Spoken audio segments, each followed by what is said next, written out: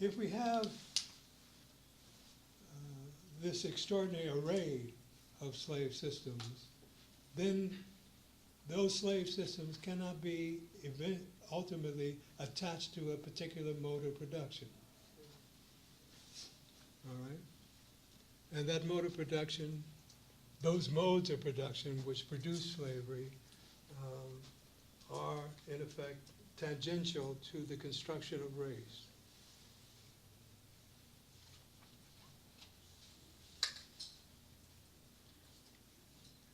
So when I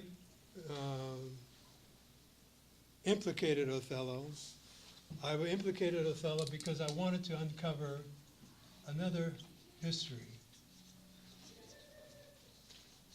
of blackness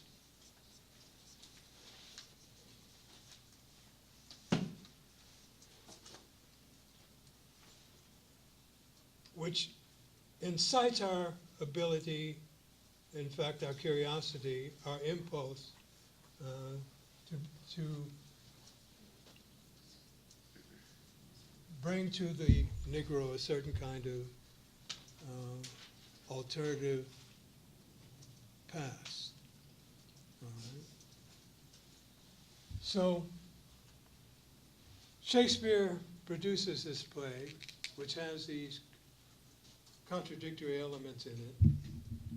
A play which anticipates the Negro, but a play which has that anticipation dominated by this older history of blackness, this older relationship of blackness. So when we look at Bogle's Toms, Coons, Mulattoes, Bucks, and Mammies, we have already, to a certain extent, extracted one of these configurations from slavery as its historical context. All right? Othello is a buck. All right?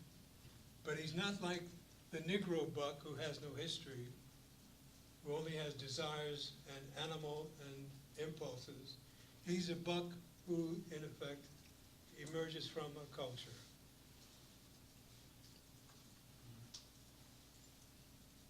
Now, another figure that I became interested in was the figure of the mulatta.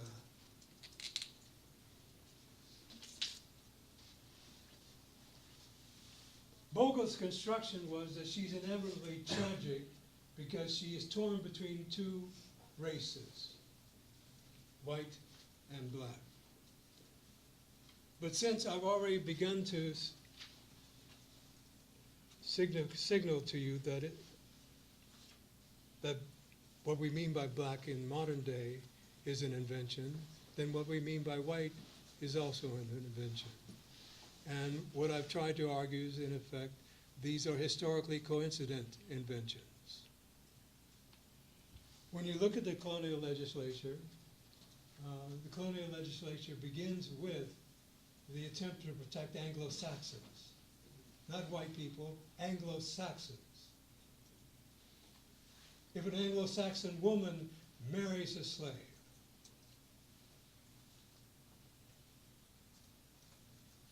their children will be bound to her husband's master for 30 years. And as long as her husband lives, she will be bound to his master. Anglo-Saxon woman, not a white woman, Anglo-Saxon woman. Right? So when you look very carefully at that legislature, you see the transmutation of Anglo-Saxon into white as the 17th century proceeds. And so the, how would you say, the eventual overtexting of Othello comes from the colonial world. It's easier for us to think that because the English had produced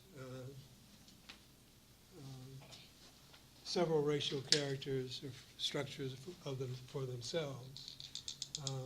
That indeed we see the transfer of racism from England to the colonial world. But with respect to black, that transfer is reversed. What the English bring to the colonial world is a racialization of, let's say, the Irish, a racialization of the Spanish, a racialization of the Germanic peoples in general, but not a racialization of Africans, because there is already a powerful construction of blackness that is in place. All right. So we have to consider the mulatta in the context of what is happening in the 17th and 18th century in general. One of the things that I wanted to rescue from Bogle's interpretation was that the mulatta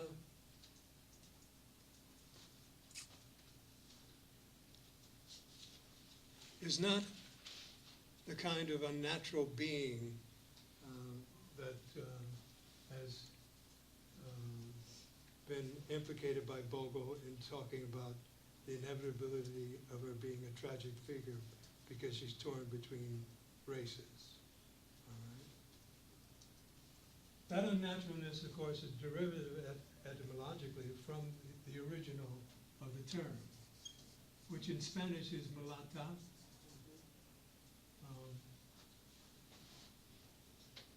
or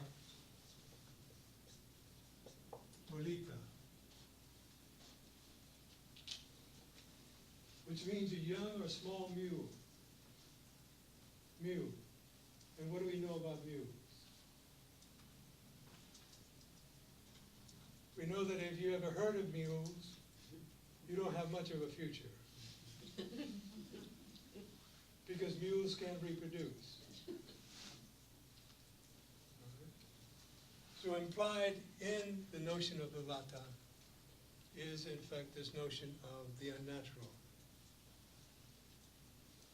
Unnatural because in its nature it is incapable of reproducing itself. So, why is this figure so powerful in the racial regimes which accompanied slavery?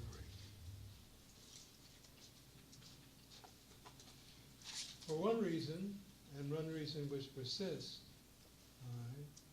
is that the mulatta as well as the mulatto are evidence of a certain kind of sexual congress,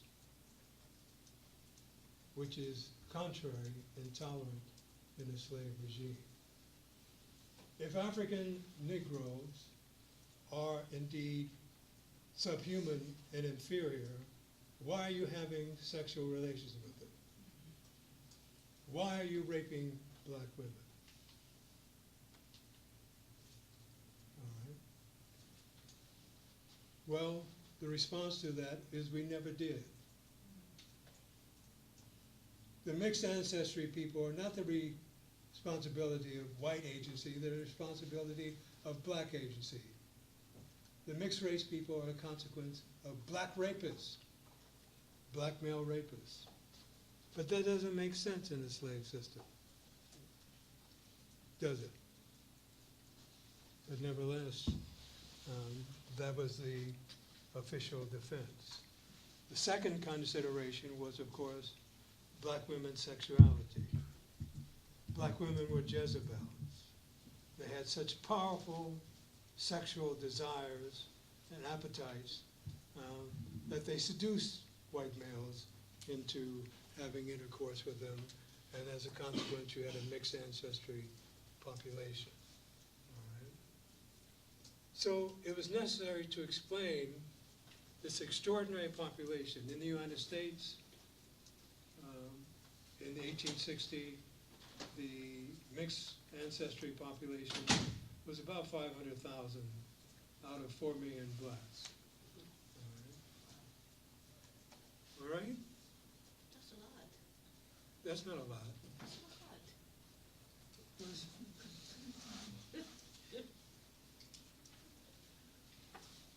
We had a researcher at the Center for Black Studies several years ago who was doing work on blacks in prison.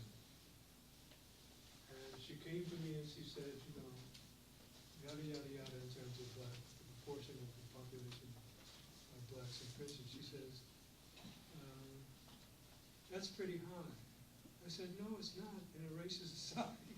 The proportion seems just about right, right? Because justice is not justice in a racial society. So, the mixed race population in Jamaica at the same time in the 1820s and 1830s, in fact, outnumbered the white population. It was about 10% of the black population at the time. But the proportion, these are indeed explanatory numbers. And what I was saying is that 500,000 out of 4 million people who were designated as black in 1860 is, in a sense, the natural expression of human demographic patterns. When you look at the African slave trade from the latter part of the 17th century into the early part of the 19th century. But getting back to the mulatto, and particularly the mulatta, as you know, abolitionists made much of her, particularly in the 1850s, when they became the dominant propagandist group in the United States with respect to slavery. Pro-slavery had power, had wealth, but they didn't have the domination of propaganda. The abolitionists had that by the 1850s, outprinting the pro-slave pamphleteers by factors of something like 6 to 1. All right. But they took the mulatta as a basic stratagem or maneuver to incite non-black imaginaries around the possibility that slavery could, in fact, impact or descend on anyone. That being white, phenotypically, was not a guarantee that you could not be enslaved. And we know now from some historical research that there were, in fact, significant numbers of white slaves in the United States. We know that in part from court records, where people who claimed to be white and who were enslaved sued for their freedom. One of the most famous of them was a young woman who was of German origin, who indeed, I think, sued successfully for, in fact, the suit was brought by people who were on the same boat that she was on when she came to the